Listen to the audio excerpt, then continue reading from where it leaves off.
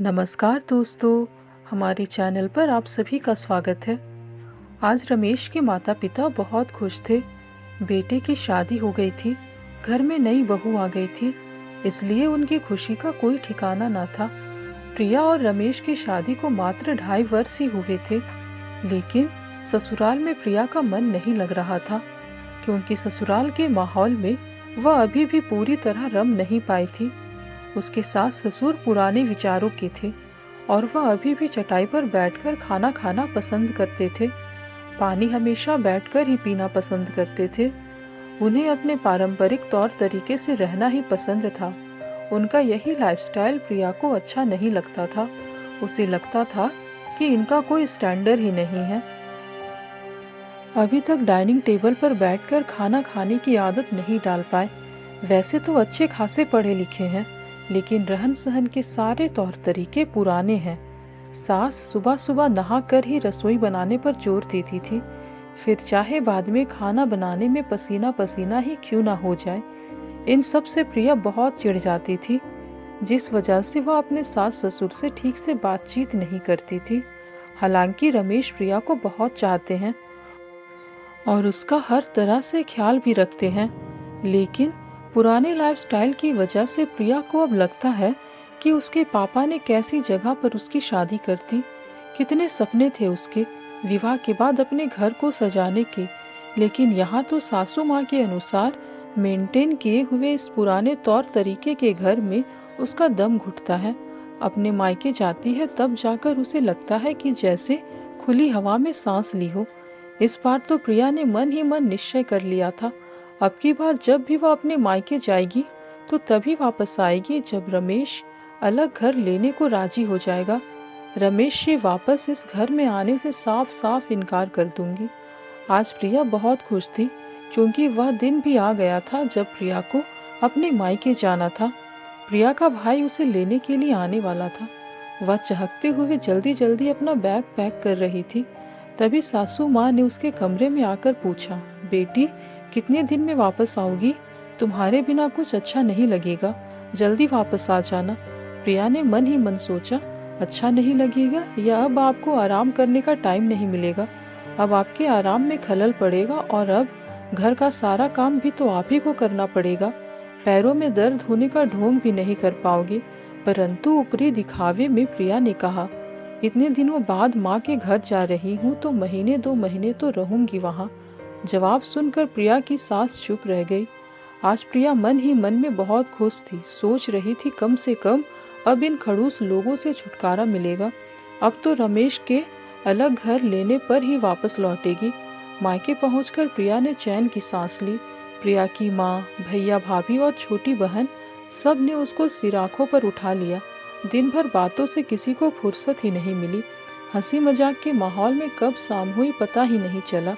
रात में प्रिया की पसंद के पराठे, पनीर की सब्जी, मलाई कोफ्ता और रायता माँ और भाभी ने मिलकर बनाए थे। प्रिया ने अपनी भाभी की बलैयाँ लेती हुए कहा, भाभी तुम्हें अभी तक मेरी पसंद याद है? भाभी ने हंसते हुए कहा कि माँ जी है ना याद दिलाने के लिए, भूल कैसे सकती हूँ। प्रिया माँ के गले लग गई और बोली, माँ मैं आपको बहुत मिस करती हूँ। मेरी सास आपके जैसी क्यों नहीं है? फिर भाभी को देखकर उसने आ भरी और कहने लगी, भाभी आप कितनी किस्मत वाली है जो आपको इतनी अच्छी ससुराल और मेरी मम्मी जैसी इतनी अच्छी सास मिली। सुनकर भाभी और मम्मी दोनों मुस्कुराने लगी, लेकिन बोली कुछ नहीं। अगले दिन प्रिया ने अपनी भाभी को कहते हुए सुना। उसकी भाभी भैया से कह रही थी, आप कैसी बातें कर रहे हो? मैं दीदी और माँ के साथ बाजार नहीं जाना चाहती, मुझे आपके साथ जाना है। मैं कितने दिनों से सोच रही थी आपके साथ जाकर अपने पसंद की खरीदारी करूंगी, और आप है कि फिर मना कर रहे हैं।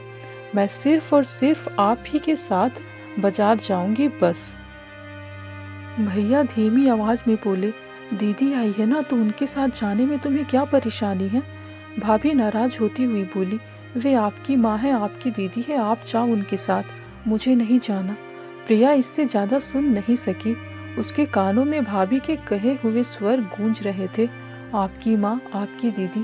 प्रिया सोचने लगी, तो क्या भाभी के मन में भी माँ के प्रति अपनेपन का वैसा भाव नहीं है जैसा मैं सोचती थी? भाभी भी मेरी माँ को पराया समझती है क्या? भाभी के पति की माँ भाभी की नहीं। अब प्रिया के अंतर मन ने कहा, हाँ, वे तुम्हारी और तुम्हारे भाई की माँ है, तुम्हारी भाभी की माँ नहीं। तुम्हारी माँ भाभी की सास है, सिर्फ सास। अंतर मन ने कहा, तुम भी तो रमेश की माँ को माँ नहीं सास ही मानती हो ना। लेकिन मेरे सास ससुर तो बहुत खड़ूस है। प्रिया ने अपने अंतर्मन से बचाव किया। तो तुम्हारी भाभी की नज़र में तुम्हारी माँ अर्थात उसकी सास खड़ूस होगी? प्रिया की अंतरात्मा ने आज जवाब दिया। अब प्रिया को अच्छी तरह समझ में आ चुका था कि यह सब नज़र का फ़र्क है और दो परिवारों का फ़र्क है। जिस प्रकार दो लोग एक जैसे नहीं हो सकते, वैसे ही दो परिवार भी एक जैसे नहीं हो सकते। विचारों का अंतर तो होगा ही, फिर चाहे उसकी खुद की माँ हो या उसकी सास। आज जिस प्रकार वह अपनी सास से छुटकारा पाना चाहती है, शायद ऐसे ही उसकी भाभी भी यही चाहती हो। नहीं, अब मैं ऐसा नहीं करूँगी। मैं रमेश को उसके माता पिता से अलग करने की भूल नहीं करूँगी। प्रिया कितना गलत थी, उसको अपनी गलती का एहसास हो चुका था। सास ससुर के प्रति जो उसका नज़रिया था, वह अब पूरी तरह बदल चुका था। प्रिया अगले दिन ही अपने ससुराल के लिए निकल गई। ससुराल पहुंची तो ममतामयी सास को अपनी बहू की राह निहारते हुए पाया। प्रिया को अपनी गलती का एहसास हो चुका था। उसके दिल में जो भी अपनी सास और अपने ससुराल के लिए कड़वाहट थी, वह अब खत्म हो चुकी थी। प्रिया का वैवाहिक जीवन खुशियों के रंग से सराबोर हो उठा। दोस्तों, सास ससुर व बहू का रिश्ता प्रेम व सम्मान से भरा हुआ होता है। अपने सास ससुर को वही प्रेम और इज्जत दे जो आप अपने माता पिता से करते हैं।